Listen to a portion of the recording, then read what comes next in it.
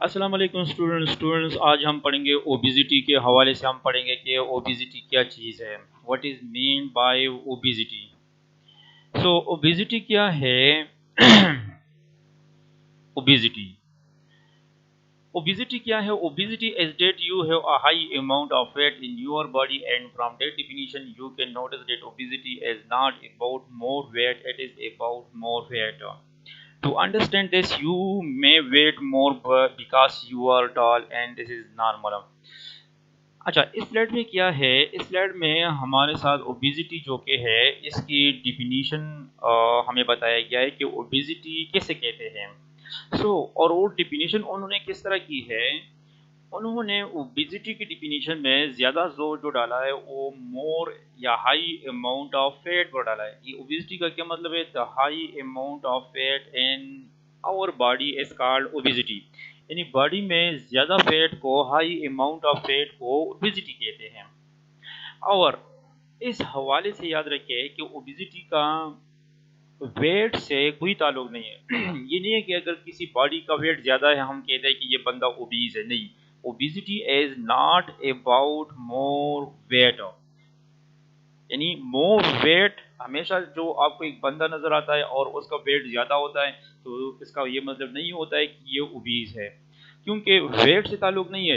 It is about more fat. Obesity का ताल्लुक fat से है। अगर फैट ज्यादा है तो वो बंदा ओबीज है, फैट्स कम है वो ओबीज नहीं है। क्योंकि याद रखिए कि जो बॉडी वेट है ये बॉडी वेट दो वजूहात की वजह से होते हैं।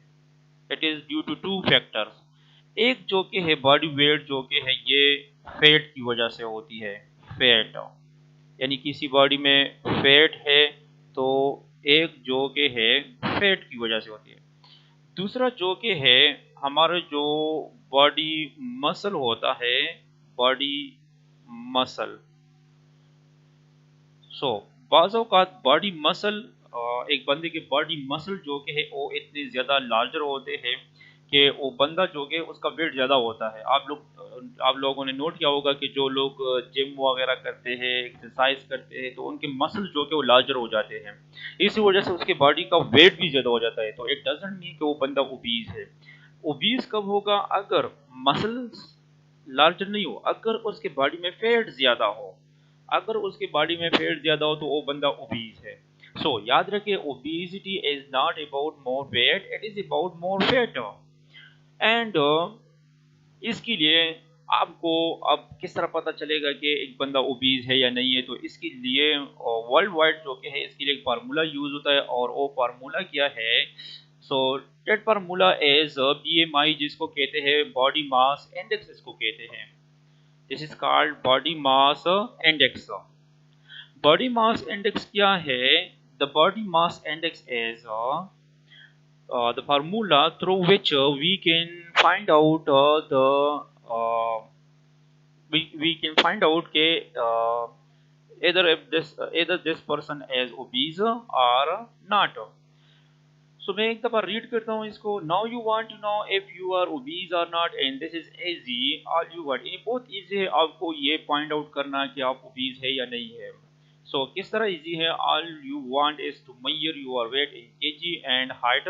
कि आप क्या करें कि आपका जो बॉडी वेट है ये आप केजी में ले लें, केजी में, और आप हाइट ले लें मीटर में, और फिर इस फार्मूले को जो कि है अप्लाई करें। ये जो फार्मूला है इसको अप्लाई करें तो आपके पास एक वैल्यू, एक फिगर आ जाएगा। अब मैं आपको टेबल भी दिखाता हूँ कि जो वैल्यू आता है उस वैल्यू से आपको किस तरह पता चलेगा कि आपका यानी आप ओबीज है या नहीं है। आप बॉडी केजी में ले लें और फिर हाइट मीटर में ले लें और इस फार्मूले को अप्लाई करें। ये फार्मूला क्या है? BMI is equal to weight, bracket में मैंने लिखा है केजी, मतलब वेट आप केजी में लेंगे, डिवाइड बाय हाइट स्क्वायर, और हाइट आप मीटर में लेंगे और उसका स्क्वायर लेंगे। मतलब फॉर एग्जांपल अगर आपके बॉडी वेट जो कि है ये 80 है,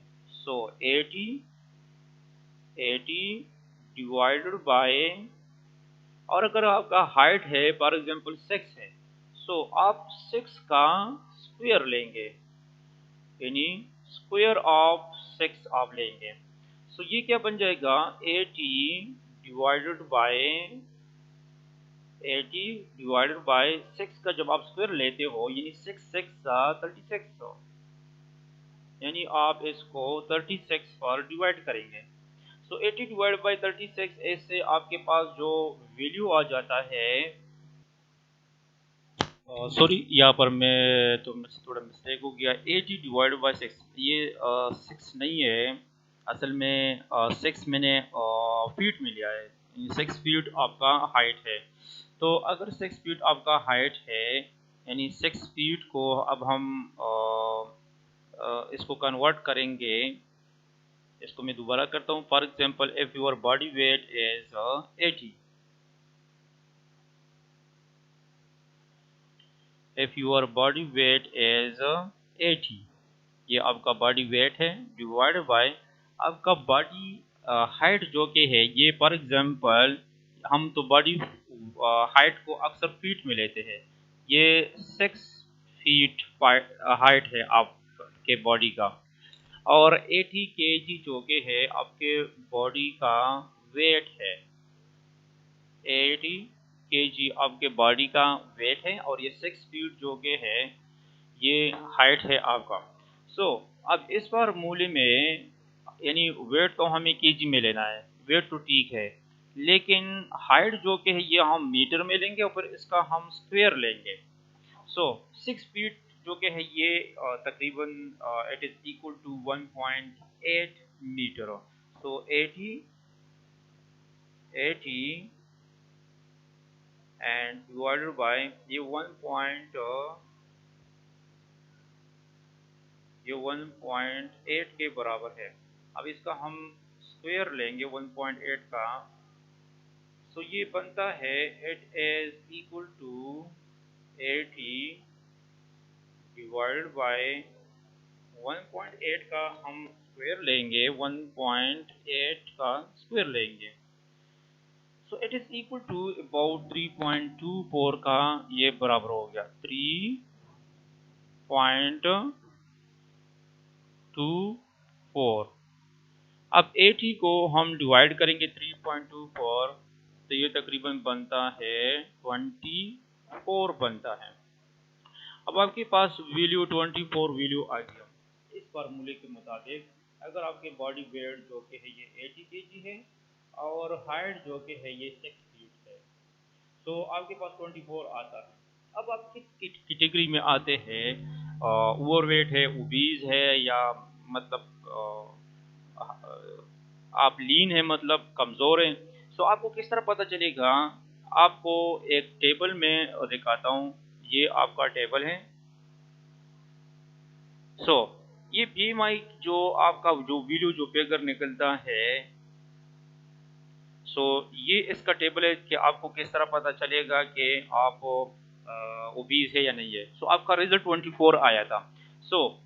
याद रखिए कि 18.5 से जो लेस होता है वो अंडरवेट है, वो अंडरवेट में आते हैं, और 18.8 से 24.9 तक जो कि ये नॉर्मल होते हैं। आपका 24 यहाँ पर जो हमने कैलकुलेशन अभी किया वो था 24। ये नॉर्मल है, 24.9 तक ये नॉर्मल है। फिर 25 से 29.9 तक ये ओवरवेट है। If your body BMI is between 25 and 29.9, so you are overweight, and from 30 to 40 ये obese हैं, and more than 40 जो कि है फिर very obese है, यानी 40 से जब ज़्यादा हो जाता है तो फिर ये बहुत ज़्यादा obese है, very obese। ये इस टेबल से आपको फिर पता चलेगा। पहले आप ये फार्मूला अप्लाई करेंगे, ये जो फार्मूला है ये आप अप्लाई करेंगे, फिर आप इससे जो रिजल्ट आएगा ये आप इस टेबल में देखेंगे कि आप इसमें किस कैटेगरी में आप आते हैं, किस कैटेगरी में आप आते हैं, अंडरवेट है, नॉर्मल है, ओवरवेट है, ओबीज है या वेरी ओबीज है। यहाँ पर एक दूसरा फार्मूला भी आपको नजर आ रहा है, BMI is equal to weight and लेब्रास multiply by 703 divide by height square inch square. इसमें भी आप कैलकुलेशन कर सकते हो, हाइट इंच में लेंगे, वेट लिब्रास में लेंगे, और मल्टीप्लाई बाय 703। दोनों पर आप कर सकते हो। दोनों से जो वैल्यू आता है आप इस टेबल में देखेंगे और फिर आपको पता चलेगा कि आप कौन सी कैटेगरी में आते हैं। So now what are the causes of obesity? Obesity के काजेस क्या है? What are the causes of obesity? So क्या काजेस हो सकते हैं? Causes of obesity. Our daily body's activities need energy come from food we eat, and more exercise and activities burn more calories that we get from food. And not just the activities need to burn calories, also many metabolic reactions and the body needs the energy from food such as to warm up in cold weather and to sweat in the hot weather. But when our food calories amounts exceed the body need, they will be stored in the body as fat. यानी obesity का काज क्या है? याद रखिए इस पूरे slide का ये मतलब है कि हम रोजमर्रा जिंदगी में हम लेते हैं खुराक, फूड लेते हैं, we take food, we eat food, और ये फूड हम क्यों लेते हैं? Because it gives us calories, ये हमें कैलोरीज या एनर्जी प्रोवाइड करते हैं, जिस तरह रिसेंटली हमने किया सेलुलर रेस्पिरेशन की, जिसमें एटीपीज यानी कैलोरीज एनर्जी प्रोड्यूस होती है। और ये एनर्जी जो कि है हम रोज़मर्रा की जो एक्टिविटीज़ करते हैं, फॉर एग्जांपल एक्सरसाइज करते हैं, या हम एक्सरसाइज करते हैं, या हम हमारे बॉडी के अंदर जो मुख्तलिफ़ किस्म के मेटाबॉलिक रिएक्शंस है, या हमें सर्दियों में जो कि है हमारी बॉडी को वार्म करना होता है, या हॉट डेज में बॉडी को स्वेटिंग प्रोसेस से गुजरना पड़ता है। सो इन तमाम एक्टिविटीज़ के लिए, एक्सरसाइज के लिए, मेटाबॉलिक रिएक्शन के लिए, वार्म अप करने के लिए, स्वेटिंग के लिए, इवन और बहुत सारे ऐसे एक्टिविटीज़ के लिए, ग्रोथ के लिए, रिप्रोडक्शन के लिए हमें इन कैलोरीज की ज़रूरत पड़ती है। और ये कैलोरीज कहाँ से आती है? फूड से आती है। सो क्या होता है कि फूड से एक ख़ास कैलोरीज तो हमारे इन पर्पज़ में यूज़ होते हैं, इन चीज़ों में इस्तेमाल होती है ये कैलोरीज। लेकिन जो कैलोरी इससे बचकर रह जाती है, मतलब जो रह जाती है, वो हमारे बॉडी में स्टोर हो जाता है। They will be store in the body as fat. और स्टोर किस तरह होता है? फैट की शक्ल में स्टोर होता है। यानी जो एक्सेसिव कैलोरीज होता है, यानी food calories amount exceed the body need, यानी बॉडी नीड से जो एक्सीड हो जाता है, तो वो हमारी बॉडी में स्टोर हो जाता है in the form of fats. और ये फैट जो कि है ये ओबेसिटी का कॉज बन जाता है। This fat is the main cause of the obesity. बल्कि ये ओबेसिटी है जब हमारे बॉडी में एक्सेसिव कैलोरीज फैट की शक्ल में स्टोर हो जाती है। So this is the cause of obesity कि जब हम इतने फूड कैलोरीज लेते हैं, इतना फूड लेते हैं कि हमारे बॉडी से जो कैलोरीज है वो एक्सीड हो जाती है, बॉडी नीड से एक्सीड हो जाती है, तो वो एक्सेसिव कैलोरीज जो कि हमारे बॉडी में स्टोर हो जाती है फैट की शक्ल में, and this is the main cause of obesity. So next जो कि है क्या है?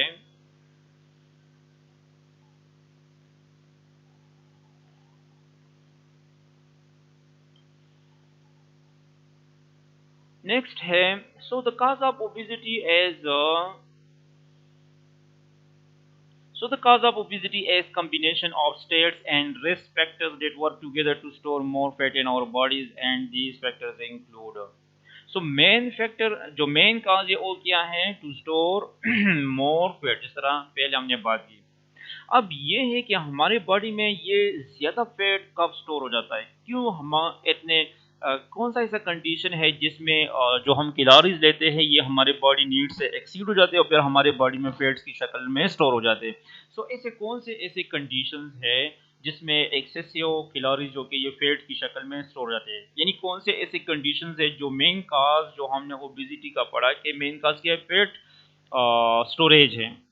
तो अब इसके लिए फैक्टर्स हम पढ़ते हैं कि कौन से ऐसे फैक्टर है जो ये काज करते हैं। सो पहला फैक्टर जो कि है वो है inactivity. Inactivity, this is the main factor of excessive fat storage in our body, and this is the main factor of obesity. Without activity you do not burn as much calories and you need to have more exercise to burn the excessive calories. Inactivity का क्या मतलब है कि आप कोई काम ही नहीं करते हो, घर पर पड़े रहते हो, सोते रहते हो, यानी आपकी कोई एक्टिविटी नहीं है, आपका कोई काम नहीं है, मतलब सो इसकी वजह से आपके बॉडी में जो कि, और आप खुराक लेते हो लेकिन काम नहीं करते हो, इनएक्टिविटी है, एक्टिविटी नहीं करते हो। सो इस दौरान क्या है कि आपके बॉडी में एक्सेसिव कैलोरीज जो कि वो फूड की शक्ल में स्टोर हो जाएगा, और इस तरह आप जो कि है ओबेसिटी में मुब्तला हो जाएंगे। सो आपके लिए चाहिए कि अगर आप एक्सेसिव कैलोरीज को बर्न करना चाहते हो, उसको भी आप ख़त्म करना चाहते हो बॉडी के अंदर, तो आपके लिए एक्टिविटी करना पड़ेगी, एक्सरसाइज करना पड़ेगा रेगुलर। तो फिर आपको ओबेसिटी जो कि ओबेसिटी से आप दूर रहेंगे। So the first factor is the inactivity. Second factor जो कि है diets. The second factor is the diets. Some bad eating habits like high calories diets especially and the night are skipping a healthy breakfast um, and replace it by junk fast food, all of that increase the body fat। सब diets habits जो कि ये भी आपको obesity में मुबतला कर सकते हैं, और वो कौन कौन से वो है, मतलब हैबिट्स है, डाइट हैबिट्स है।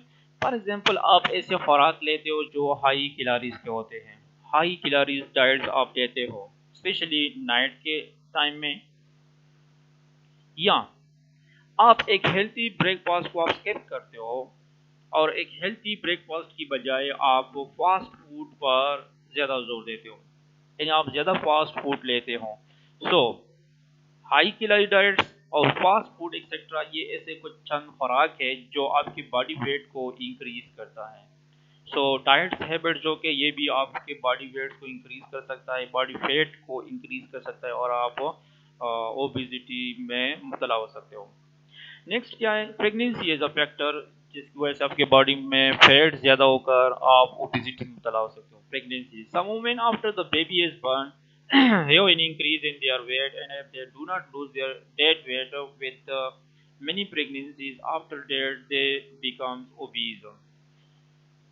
ख़वातीन जो के है, वुमेन जो के है, ये प्रेगनेंसी के दौरान इसकी वेट ज़्यादा इंक्रीज हो जाती है। तो क्या होता है कि आफ्टर बेबी बर्न, कि जब बेबी बर्न हो जाता है, बेबी की मतलब बर्थ होती है, आफ्टर बेबी इज बर्न, और वो बेबी बर्न के बाद अगर वो अपने वेट को लूज न करे, तो इसका वो भी ओबेसिटी में मुब्तला हो सकती है, she becomes obese after when baby is born, and if she didn't lose her weight, so इसकी वजह से भी वो ओबीज हो सकती है, मतलब। So pregnancy is also a factor due to which obesity is occur. अब नेक्स्ट क्या फैक्टर है, the next factor is lack of sleep।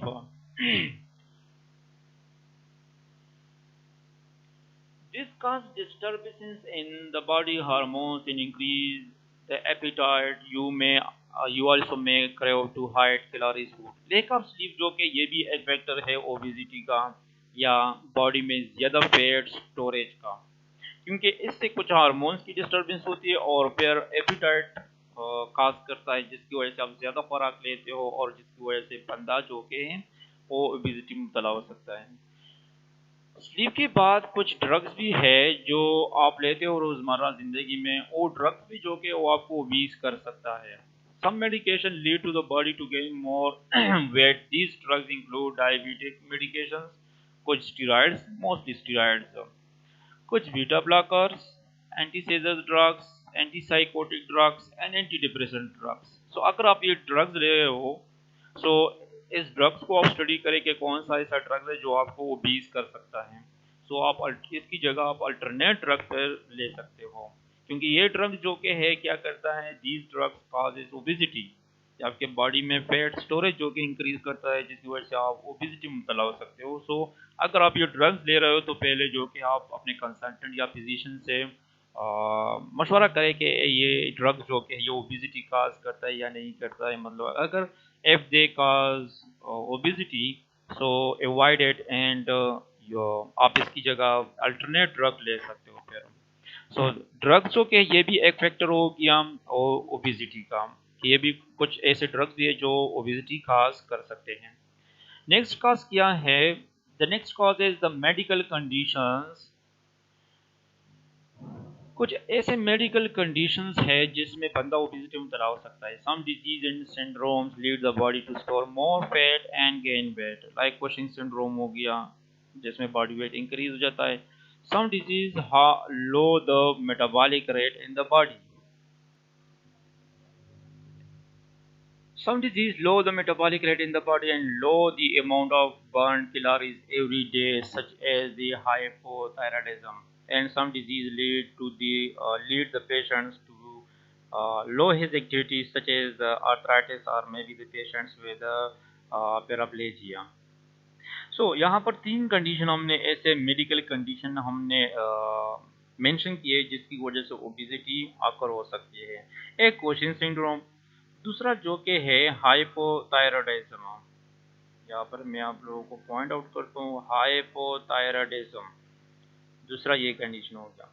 तीसरा कंडीशन जो कि ये आर्थराइटिस हो गया, आर्थराइटिस जिसकी वजह से बंदा जो कि ये ओबेसिटी में मुब्तला हो सकता है। कुशन सिंड्रोम में क्या होता है कि आपके बॉडी के अंदर जो कार्टिसोल हार्मोन है, कार्टिसोल हार्मोन जो कि है ये बहुत ज़्यादा यानी हाई अमाउंट में रिलीज होती है और for long period of time, ज़्यादा टाइम के लिए जो आपके बॉडी के अंदर कार्टिसोल हार्मोन्स है इसकी रिलीज ज़्यादा होती है, जो आगे जाकर जो कि ये ओबेसिटी या बॉडी वेट इंक्रीज कर सकता है। हाइपोथायराइडिज्म जिसमें थायराइड हार्मोन जो कि इसकी सिक्रीशन डिक्रीज हो जाती है और थायराइड हार्मोन क्या करते हैं, मेटाबॉलिज्म करता है आपके बॉडी में जो कैलोरीज है इसको इसकी बर्न करती है, मतलब ख़त्म करती है। सो अगर थायराइड सिक्रीशन कम हो जाता है तो आपकी बॉडी में मेटाबॉलिज्म नहीं होगी तो कैलोरीज जमा होना शुरू हो जाएगी जिसकी वजह से आपकी बॉडी का वेट बढ़ेगा।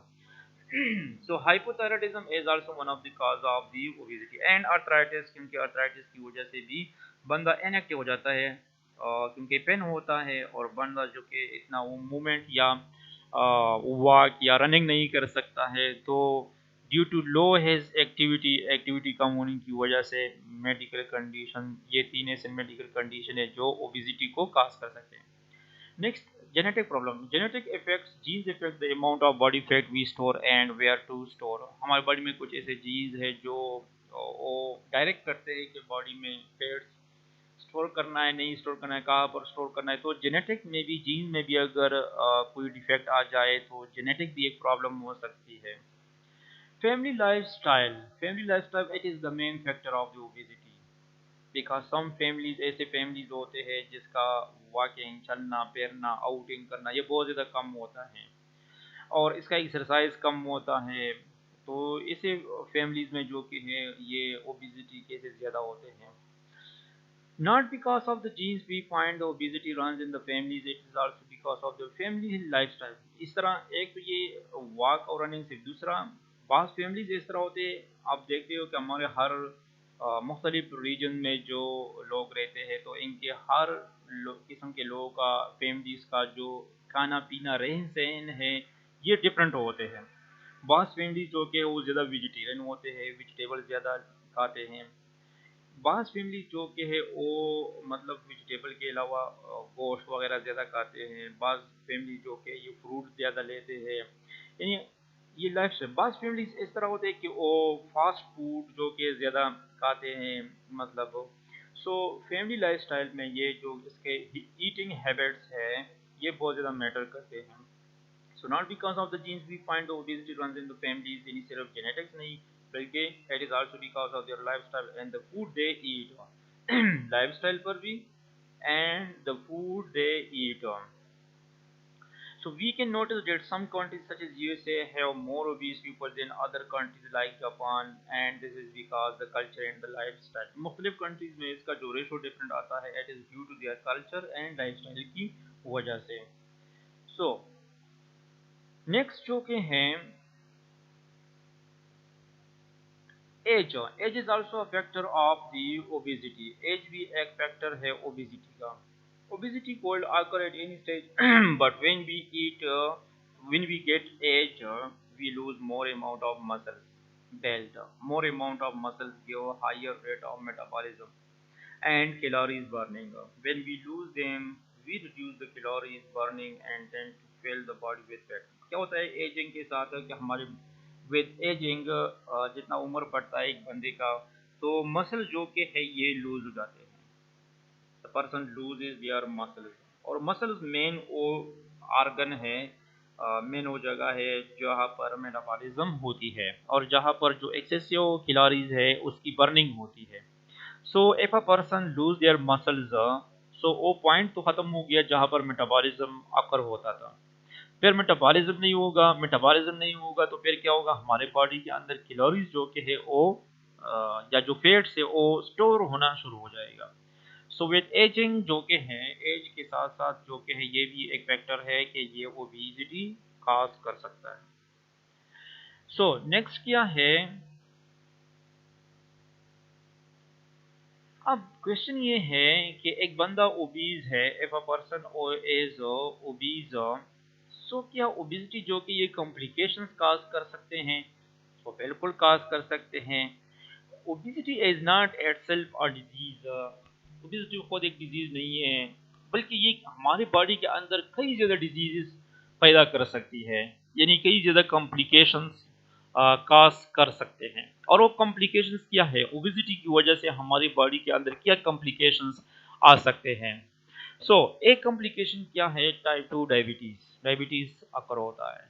ब्लड प्रेशर को ज़्यादा करता है. स्ट्रोक अकर होता है. Heart diseases gall bladder disease osteoarthritis poor wound healing. Sleep apnoea जो एक बहुत ज़्यादा वो डिजीज़ है मतलब स्लीप एपनिया ये भी ओबेसिटी की वजह से अकर होता है जिसमें ड्यूरिंग स्लीप आपकी जो ब्रीथिंग प्रोसेस है ये स्टॉप हो जाती है फिर स्टार्ट हो जाती है फिर स्टॉप एंड स्टार्ट यानी dangerous sleep disorder in which breathing repeatedly stops and starts. जब कोलेस्ट्रॉल और हमारे बॉडी में कोलेस्ट्रॉल और ट्राइग्लिसराइड जो कि है इसकी लेवल ज़्यादा हो जाती है जिसके अपने जो कि वो कॉम्प्लिकेशंस होते हैं. फिर metabolic syndrome different metabolic syndromes occur होती है. कैंसर होता है. डिप्रेशन अकर काज करता है. So these are the complications which occurs due to the obesity. Obesity की वजह से ये कॉम्प्लिकेशंस अकर होते हैं. And many other conditions more over the quality of life may be lower and maybe you cannot do everything you want and like as easily as you would like.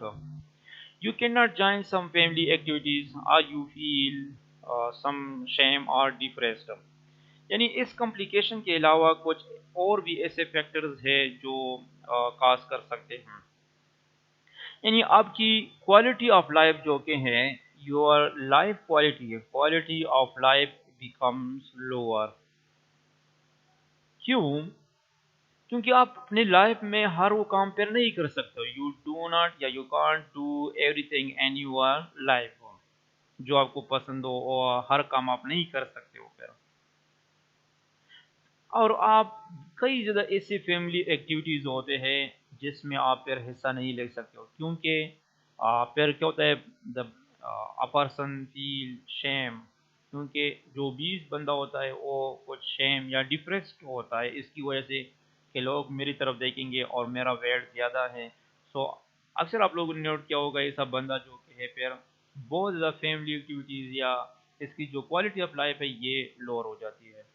And this is a list of some weight related states. और ये नीचे जो कि कुछ wait related कुछ ऐसे conditions बताए गए जो वेट से रिलेटेड है. डिप्रेशन सेक्सुअल प्रॉब्लम्स आकर होता है. सोशल आइसोलेशन मीन्स कि आप लोगों से अलग अलग रहेंगे मतलब. फिजिकल डिसेबिलिटी भी आपको क्योंकि आप उस तरह रनिंग या डिफरेंट एक्टिविटी नहीं कर सकते हो तो फिजिकली आप डिसेबल हो जाओगे मतलब फिजिकल डिसेबिलिटी. डिस्कम्फर्ट बंदा जो कि ये डिस्कम्फर्ट होता है. तो ये ऐसी कंडीशंस है जिसकी वजह से बंदा इस कंडीशन में आ सकता है. नो ट्रीटमेंट के ट्रीटमेंट क्या है ओबेसिटी के लिए. If a person is obese तो ट्रीटमेंट क्या है इसका बंदा किस तरह इसको मैनेज करे फिर.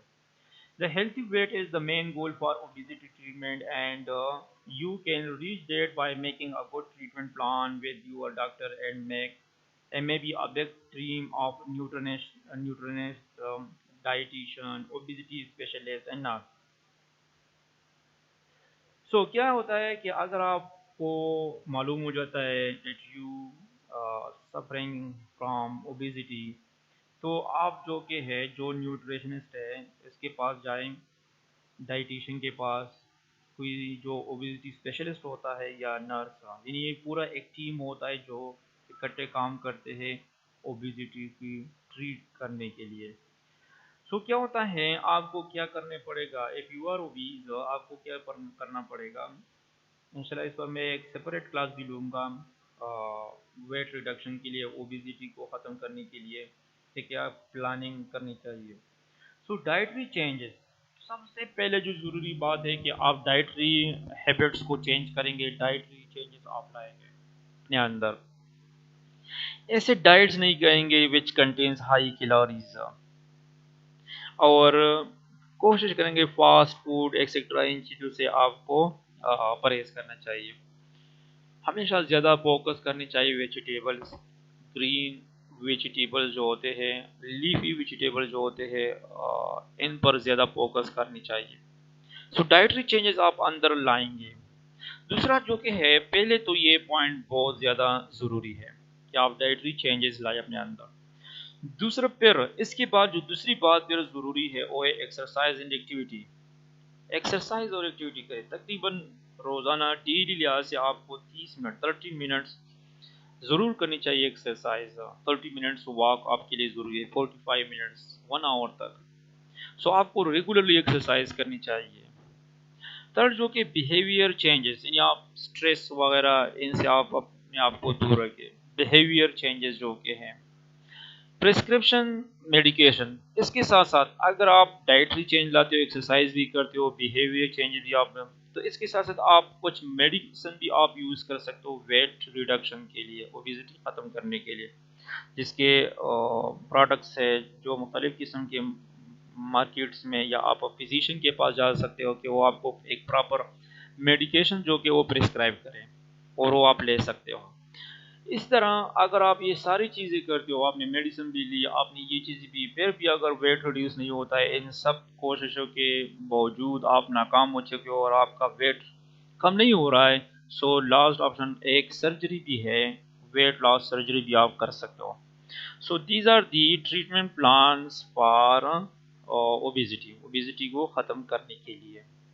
सो थैंक यू। अगर आप ओबेसिटी को डिटेल में स्टडी करना चाहते हो तो आप स्टडी कर सकते हो, नेट पर देख सकते हो, बुक्स में देख सकते हो, या इसके नोट्स भी मैं आपको सेंड करता हूँ व्हाट्सएप पर, आप इसके नोट्स भी फिर स्टडी करें। Thank you.